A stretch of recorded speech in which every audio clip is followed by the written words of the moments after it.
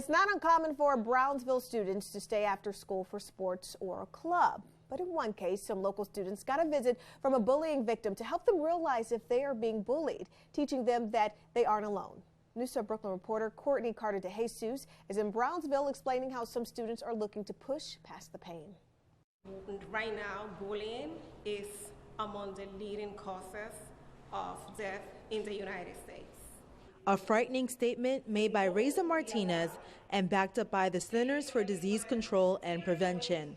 Martinez, a former bullying victim that now shares her experience citywide with children, including dozens of elementary school students, parents, and teachers at the Brownsville Ascend School, including children like Donovan Sobers, who have dealt with bullying. That bullying doesn't make people feel good. But what's most frightening about dealing with bullying, educators say, is that parents may not even know what's going on.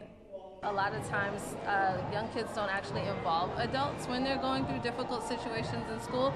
Martinez shared her story of being bullied all throughout elementary school and holds workshops like this one to help children prepare for the challenges they may face. Because I didn't have friends. Remember, no one wanted to play with me. The workshop was also interactive, with having kids use tools like this mirror here to show them how unique they each are.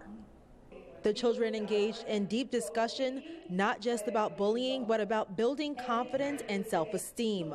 But Martinez says the support for children begins and ends at home.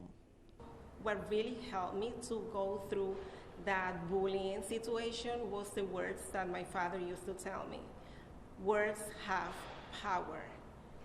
That's why I encourage parents to say a lot of positive words.